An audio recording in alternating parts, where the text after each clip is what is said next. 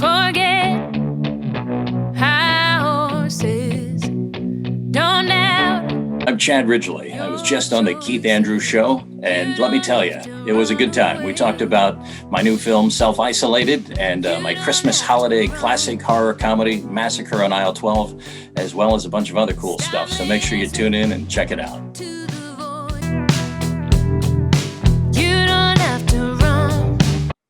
Ladies and gentlemen, you're watching the Keith Andrew Network. It is episode 766. That's right, 766.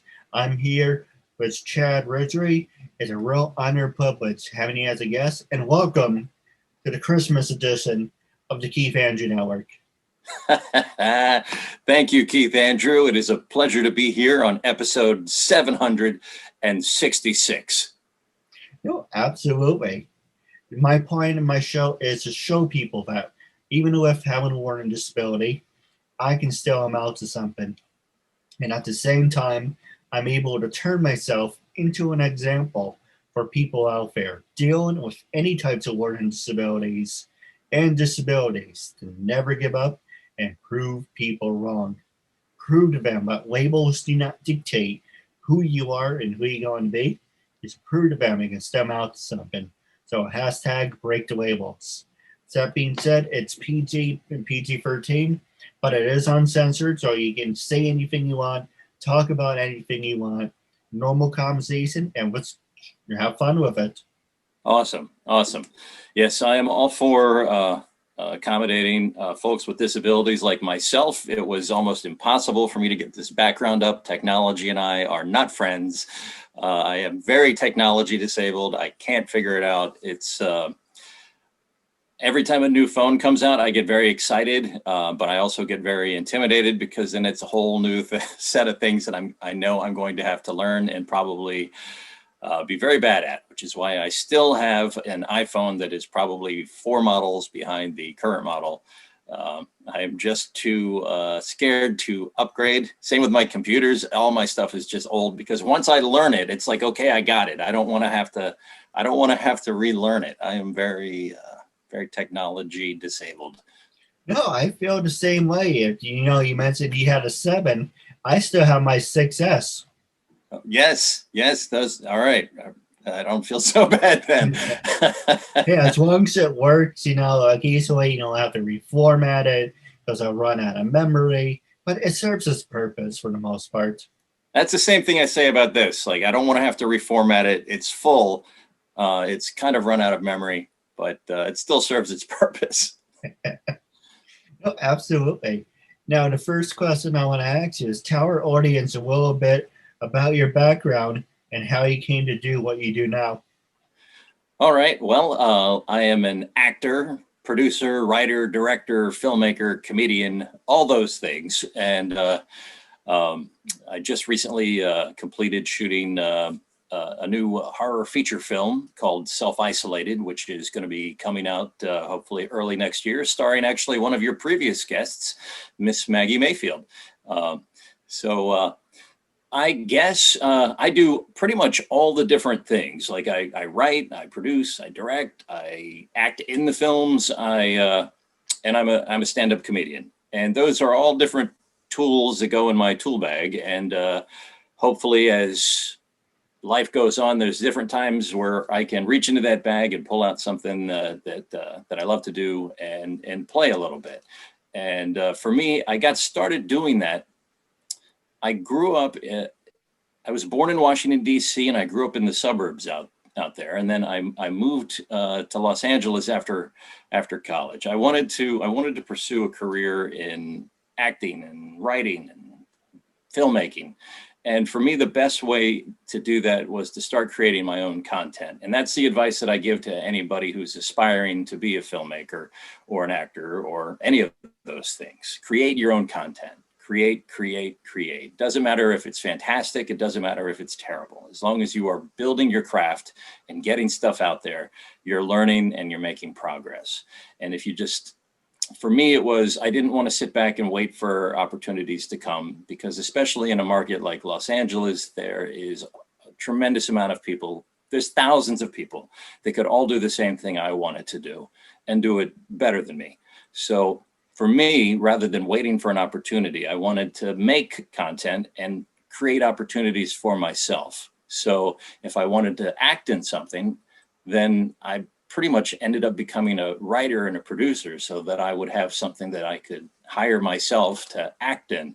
And I did that a lot. I started making sketch comedy videos on YouTube, and they got pretty popular. And they eventually led me to a meeting with Fox Studios. And then Fox, as a result of seeing the content that I had already produced and reading the stuff that I had written that I presented to them at our meetings, ultimately led them to produce a sketch comedy show called The ChadRidely Show. And all of that comes down to me creating my own content and creating my own opportunities, making your own luck, so to speak. Because if I had just been sitting around waiting for an opportunity, Fox certainly would have never just picked my headshot out of a tray of actor submissions and said, let's call this guy and see if he's got anything. So fortunately, I had been proactive enough that I was making my own content. So that's kind of how I got to where I am now as a filmmaker, and an actor and a writer and a producer. I'm still creating my own content. It's just on a larger scale. And that's how I got here.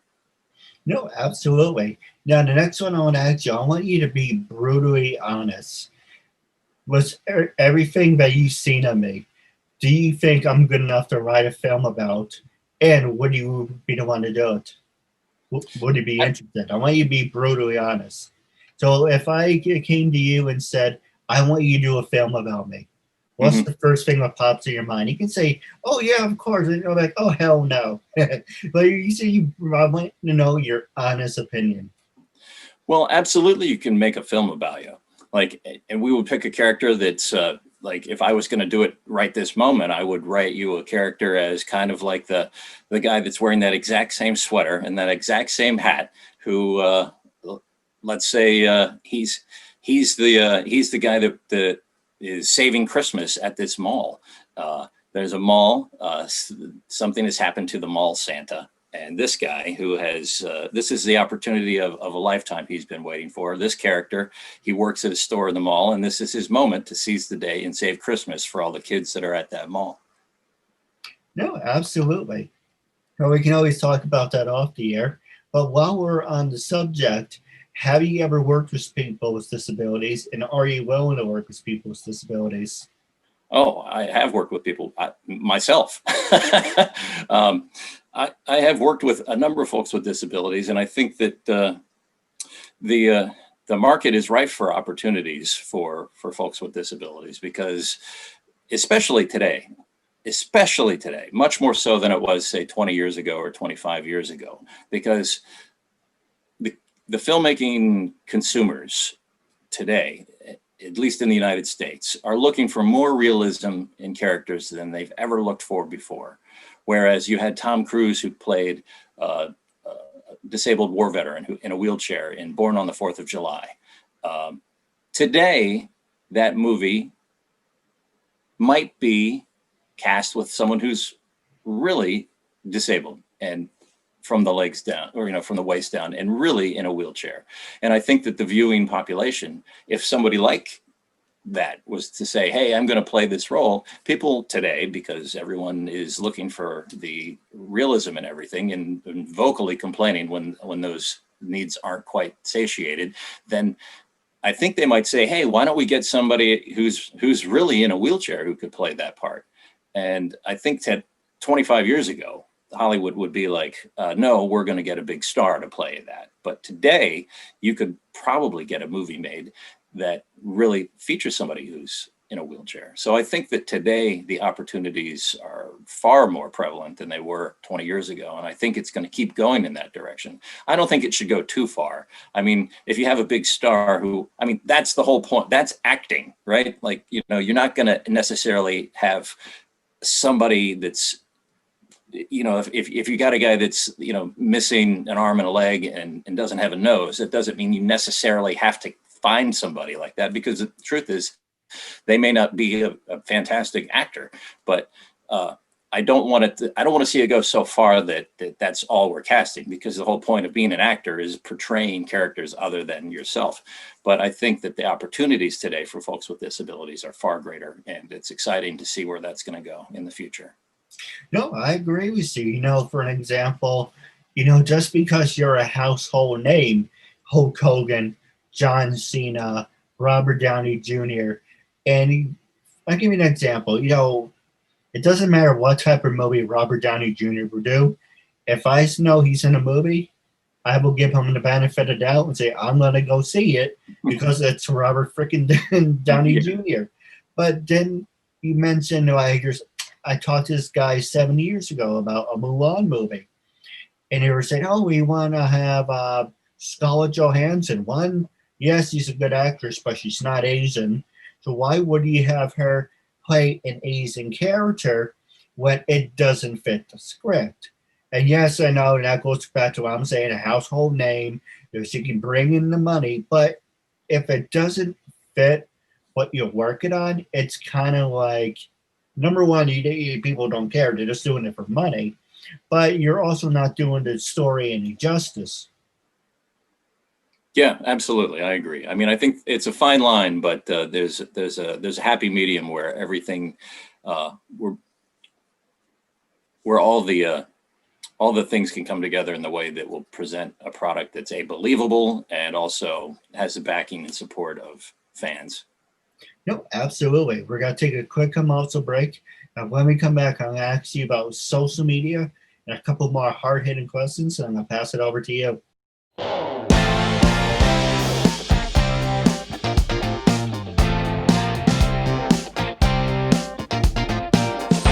Jenny Fine. Hi, it's Mimi Chen. Hi, my name is Ellen Dorsch. It's Shauna Talk. Hey guys, I'm Anastasia Edwards. Hi, this is Jackie Nunez. Hi, I'm Millie Rose Bear. Hey guys, I'm Alexandria Denise, and you're watching Keith Andrew's show. He's doing a terrific job. Make sure you like and subscribe, and stay tuned for more awesomeness. Ladies and gentlemen, welcome back to the Keith Andrew Network. And with that being said, I'm going to ask you some hard-hitting questions. I'm going to throw it at you, and you can throw it back. It's the unpredictable. That's what makes life really amazing. With that being said, it's funny I should even say that. With everything going on with quarantine, how has that impacted your career? How has that impacted your life? Has this given you a new mindset on life? Say, yeah, you know what? It's good if I have some downtime. I can look at things from a different point of view. What have you been doing with yourself during the quarantine? Well, Keith, I don't think I really had that much downtime. And the reason is the first thing I did was I gained the 19, 20 pounds. And I think that's what we all had to do first. I mean, that's why they call it COVID-19, because you gain 19 pounds. So I got that out of the way fast. I unlocked that achievement. And then I decided I didn't want to squander the time. I said, there's a lot of opportunity here, and I don't want to waste it. So I guess by mid-April,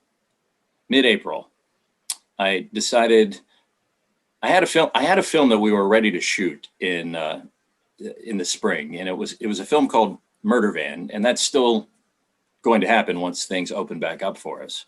But I had my mind set so much on filming something and making a film that I decided I don't want to squander this time. I think I'm going to write a film. So I decided to write a film that takes place under the backdrop of the global pandemic that's happening.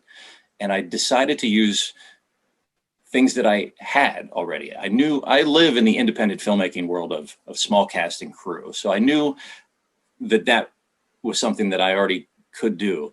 And even if I scaled it back and made it even a smaller cast and crew, that it would still work. So I decided to write a film, and I wrote a horror thriller called Selfisolated, which is about a woman who awakens from a coma to find her caretaker husband missing.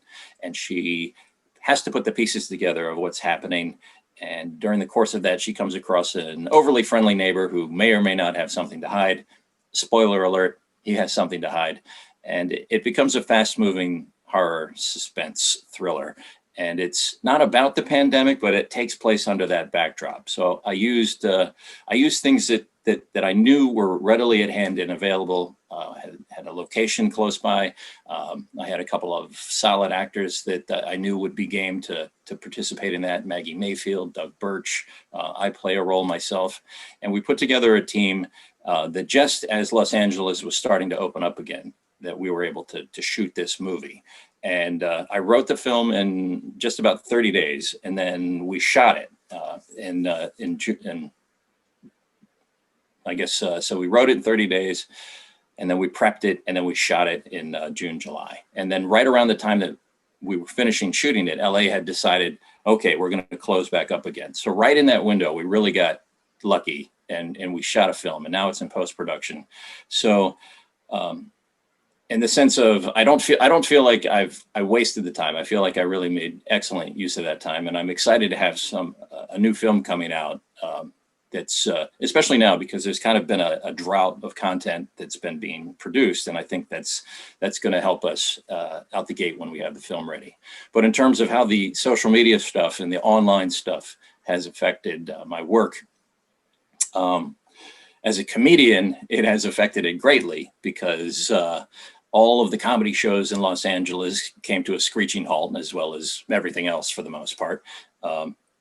And the comedy shows moved to Zoom shows. And Zoom is great for stuff like what you and I are doing, Keith. But when it comes to comedy shows, Zoom shows, oh, they suck so hard. They're terrible. There's always that lag time. Somebody's got a bad connection. There's always some idiot in the back cracking open an ice cube tray or running a blender, or there's a dog barking, or somebody's got a smoke alarm beeping every 30 seconds. It's just insane. So I don't like the Zoom comedy shows. I'll do them because as a comic, you're addicted to doing the comedy and getting that stuff out there, and nobody turns down a chance to do a show. But man, I can't wait until Zoom comedy shows are a thing of the past. No, I agree with you. And the first one I want to ask you is, you don't want to open up too fast because you got to only let that crap hit the fan. New Jersey is a perfect example of that. They reopened everything and the numbers zoomed and pretty much, shit hit the fan. You don't want that to happen. Right. So let me ask you a question about, you said once LA reopened, you start filming, and then they just pretty much slammed the doors shut afterwards. How did that impact what you were working on? It did not really impact us that much because we were close to the end of our physical production dates. So we got what we had to get done, and we just we worked faster and harder. We had some very long shooting days. We had a fantastic, dedicated cast and crew that came together to make this happen in a short amount of time. And being kind of in a micro budget indie film world already, you're already used to doing more with less. So this was just like more with less times 10. So we were able to get it all done. And for the most part, all the post-production stuff that has to happen can all be done remotely now. No, I agree. Now, the other one I want to ask you, you mentioned, and it's funny enough, you should mention this, there is a quarantine movie. Well, there is a lot of quarantine movies, but there is a COVID-19 movie, and of course, everyone's going to make a movie out of it. They got to run into the freaking ground. But let me ask you this, and it's going to sound like an idiotic question, but if you think about it, this is a national tragedy of what we're going through. You have like 20,000 people, or maybe higher than that, people dying, and people are making movies about it. Now, what about September 11th? That was the darkest day in American history, but you don't see people making, spin-off movies like, well, this is my point of view on what happened that day, and this is where I was. So where do you draw the line of saying, okay, 9/11 bad, don't talk about it, don't see it, but you have 2,000 people dying from this disease, like, let's make a movie about it. Mm-hmm. Well, I think that, in if you take those big national tragedies like Pearl Harbor or 9/11, I mean, there are films about that. And then as time goes on, people become a little more curious about it. I think the wound is a little fresh right now. And I think that the fact that we're still right in it, anything more than a documentarian exploration of the pandemic would probably be too much, which is why in my film, we don't really address what's happening. We just are aware that it is going on, and it is it's definitely a minor character in the film, but it's not like there's any particular leaning towards a position on it or anything like that. It just helps drive the isolation and the solitude that our main characters are experiencing. So I think that to your point about where do you draw the line, I think it's too soon to even begin putting a line out there. I think that, of course, there's going to be folks that want to exploit that and latch onto something with the title or an element of that in a film. But I think for the most part, you won't see much of that for another 10 or 15 years. No, absolutely. Now I'm going to pass the show over to you. With the last 6 minutes left, was there anything you wanted to talk about, promote, ask me? I have no cards on my sleeve. So this is your time. Well, you know, that sweater reminds me of a Christmas movie that I'm quite fond of called Massacre on Aisle 12. It is a comedy horror that I wrote, produced, and starred in, and it's about a new employee's first night at a hardware store, and they find a dead body and a duffel bag full of cash. So they decide, they're like, well, should we split the money or should we call the police? And then everybody's like, oh, let's split the money. No, let's call the cops. So then people start dying and getting killed, and it's a comedy, but it's a horror comedy. So it's become kind of a Christmas holiday classic. In fact, Doug Birch, who plays one of the main characters in Massacre, is also one of our main characters in Selfisolated, which just shows you that when you find people that you like working with, you keep working with them even down the road. But Massacre in Aisle 12 is it won Best Comedy Feature at Buffalo Dreams Fantastic Film Festival. It's on all the on-demand platforms. It's on Vudu, Redbox On Demand, iTunes, Xbox, Amazon, DVD at Barnes & Noble or Target or Best Buy. But check it out. You can even find it on YouTube. And when we released the teaser trailer for Massacre on Aisle 12, we were ranked number 13 on IMDb's new top teasers. And it's a fun holiday flick that is kind of still floating along out there, just under the radar, but it has a solid fan base. And I get to play this really crazy character who goes from just being a jerk-off assistant manager at this hardware store to full-on crazy. It's a fun journey. So I'd encourage everyone to check that out for their holiday Christmas movie-thon. No, absolutely. I'm looking forward to that. And it's funny, you talk about jerk-off managers. I can write a book of how many I had to deal with. But with that being said, I do have a couple questions for you off the air. But wrapping up, I want you to be brutally honest.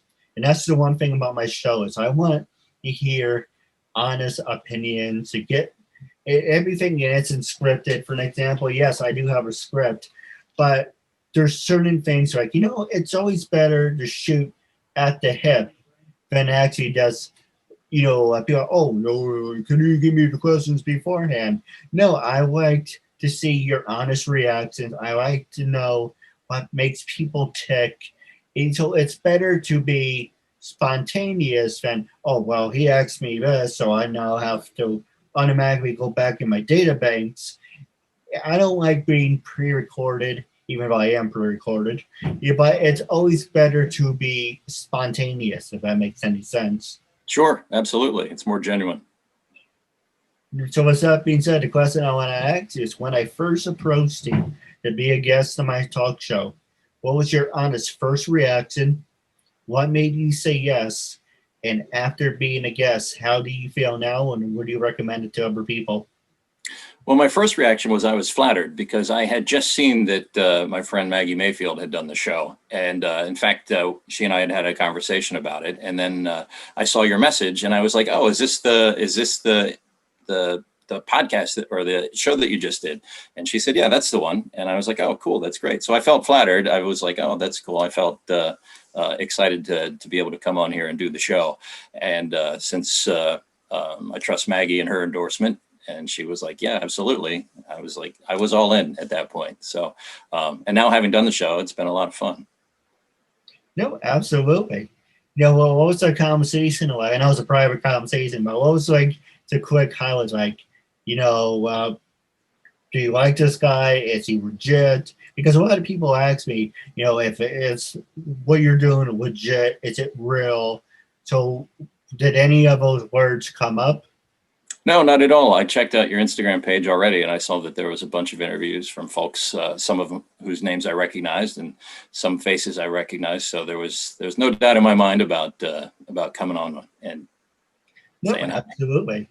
And you mentioned you produce all these films, and we can definitely talk about off the air. But throwing a quick curveball at you, how would you feel about producing an actual talk show? I don't know. I've never done it. I've never produced a talk show, but I think that could be fun and challenging, especially if you can get some good guests and find something to make it a little different than every other talk show. But I've never produced a talk show, so that would be exciting and challenging. Hey, never say never, right? That's right. Absolutely. Well, with that being said, I have a couple questions for you off the air. Wrapping up, it was a real honor and privilege having you as a guest, and I'm looking forward to part 2 down the road.